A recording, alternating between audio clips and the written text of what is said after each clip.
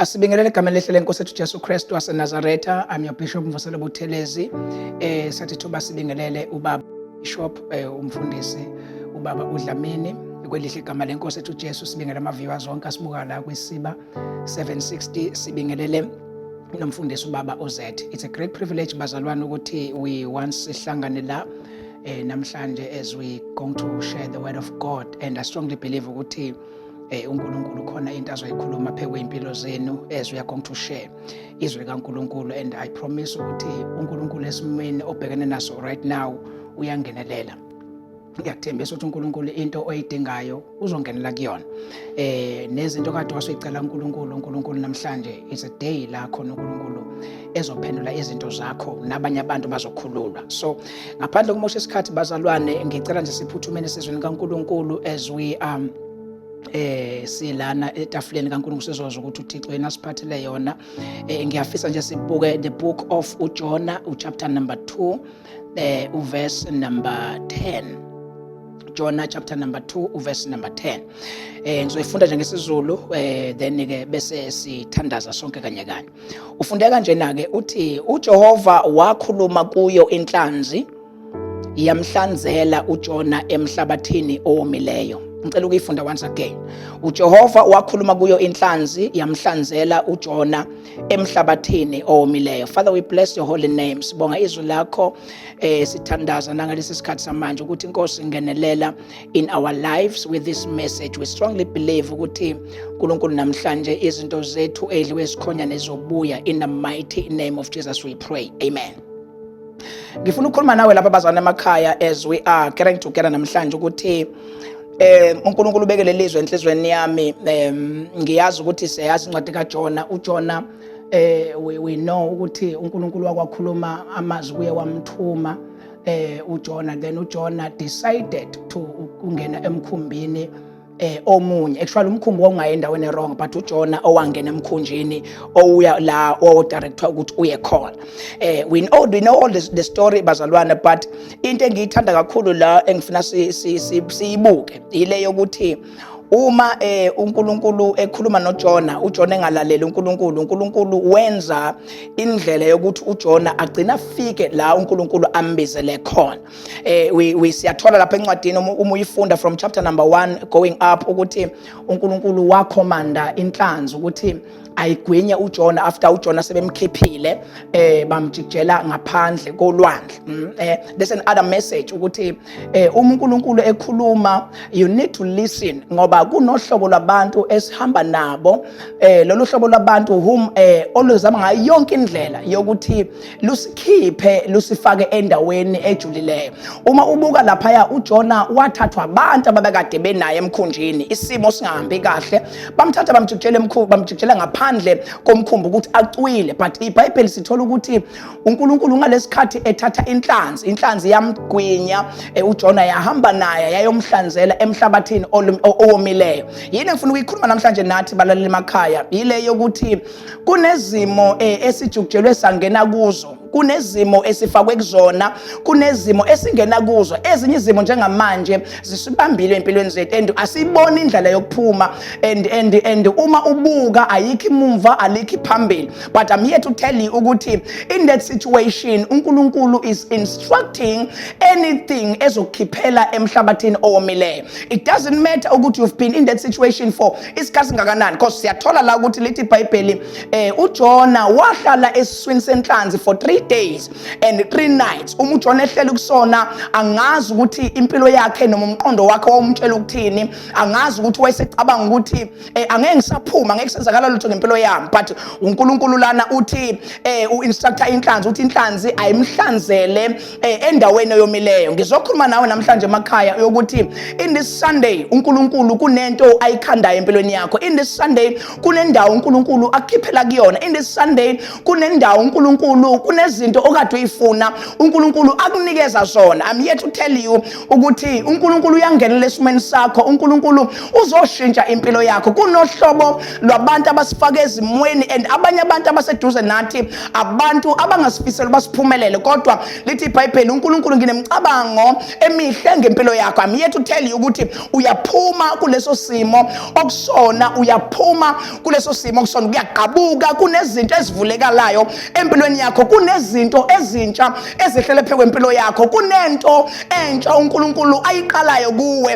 It doesn't matter ukuthi isimo sakho nesekhaya lakini sinjani, it doesn't matter ukuthi usuthandaze isikhathi esingakanani, it doesn't matter ukuthi impilo yakho isimefo isikhathi eside, but namhlanje uNkulunkulu uthi ngikhiphele emhlabathini owomileyo. What does that mean? It means uyakhululwa. What does it mean? It means izinto okade uyithandazela ziyenzeka empilweni yakho. I'm here to tell you balela lapha emakhaya ukuthi hamba kanye nami ngikutshela ukuthi uyaphulukiswa, uyakhulula in that sickness you've been going through for a long time. Kulama chronics okuwona, I'm here to tell you ukuthi igama lika Kristu Jesu yena ophakemeyo, who is Alpha and who is Omega, owayekhona eqaleni namhlanje okhona indalo yonke emlalelayo, uyaphuma kuleso simo sakho namhlanje.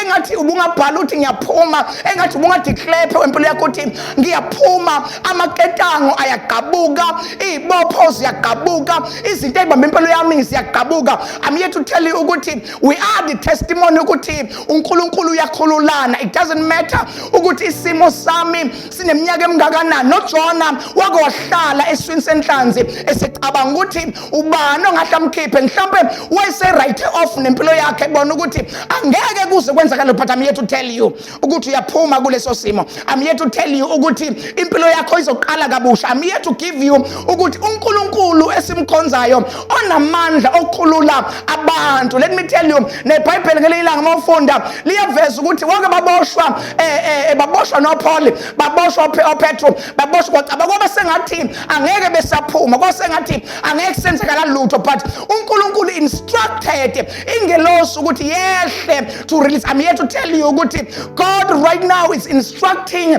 ingelosi zakho bayizokhulula kuleso simo. I'm here telling you today ukuthi God is instructing impilo yakho ukuthi namhlanje uyayicommanda izinto ezikhulunywa uNkulunkulu phekwempilo izokwenzeka. Let me tell you, sesithandaza uNkulunkulu uyikhulula impilo yakho. It doesn't matter nami isimo sakho ekhaya lakini eniphila kusona, uyabona ukuthi akwenzakala lutho. Sabathe niyahlanganisa niyaqala kuqaleki, sabathe niyaqala qedeki, sabathe niyathandaza ubona ngathi umthandazo wakho ushaya uyabuya, but God is here today to ukuthi akhiphe kuleso simo. uNkulunkulu uzele phe kwempilo yakho namhlanje. I'm here to tell you, I'm prophesying upon your life ukuthi God is doing miracle upon your life. uNkulunkulu uyakhulula, uNkulunkulu uyakhulula. Uzobona usuka lana namhlanje ukuthi impilo yakho kunemthwalo ebisemahlambo wakho ozoyizwa ukuthi iyaphuma. Kunezinto ozozizwa ukuthi ziyadilika, kunezibopho nezinto ezafaka ongazaziyo, but izulu elingenelela kuzo namhlanje. Kunabantu abazomela besuke eceleni kwempilo yakho for God to work his miracle phe kwempilo yakho. For God is working right now. God is working right now. God is working right now. Uyakhululwa. uJehova wakhuluma kuye inhlanzi yamhlanzela khona emhlabathini omileyo. uNkulunkulu wakhuluma enhlanzini la khona abantu abangacabanga ukuthi ngeke kwenzakale lutho. uNkulunkulu uqala something la khona abantu abangacabanga ukuthi impilo yakhe ingaqala iye phezulu. uNkulunkulu uqala something. So I'm here to tell you ukuthi uNkulunkulu uyakhulula kuleso simo. Thandaza kanye nami, uNkulunkulu uyakhulula. Akunandaba ukuthi usunesikhathi singakanani, akunandaba ukuthi isimo sakho uJona naye bake bahlangana.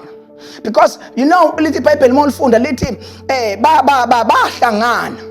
Uma behlangana bebona kuphakama amanzi, kubona isiphepho sinyanga simfula, bahlangana. And kunabantu abathe uma ungena esimweni bahlangana ngawe, and bangahlanganela ukukhulula, but bahlanganela ukuthi bekufake bekucindezela ukuthi ungaphakama. But izulu namhlanje lithi noma ngabe bakujikijela, but uNkulunkulu udala something. Uthi uNkulunkulu nginamicabanga emihle ngempilo yakho. I'm here to prosper you. So God is here to do miracle phe kwempilo yakho. Jehova uyakukhulula.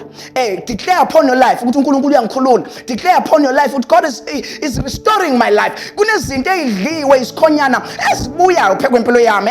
Kunezinto ekade ngiyithandazela uNkulunkulu azoyiqala zenzeke zibe zintsha phela kwempilo yami. Kunabantu abazomangala ukuthi yenzakale kanjani lento kuwe, bese kutholakala ukuthi nawe uma ubheka uthi impela nami ngiyamangala ngoba ngazi kwenzakala kanjani. Kodwa izulu beliqala something phela kwempilo ukuthi kunezinto namhlanje ezoqala zibe zintsha phezu kwempilo yakhe. I'm here to prophesy, I'm here to declare it, I'm here to tell you ukuthi kuzokwenzakala. Dark or blue kwensimo sinjani, ukuthi uzalwe ekhaya njani akusho lokho, ukuthi wazaleka kanjani akusho lokho. Izinto okade uyifuna phela kwempilo yakho uNkulunkulu uyazenza. Asithandaza Father, in the mighty name of Jesus, I'm praying ukuthi uNkulunkulu uthona amandla aziqale izinto ezintsha phela kwabantwana bakho, aqala okusha phezu kweimpilo zabo, aqala izinto ezintsha phela kwempilo yabo. Bonke abakhulekelayo nabakufisayo makwenzeke. uNkulunkulu uthona amandla wonke, dala okusha from today now on. Akungabi bikho into edla impilo zabo nemisa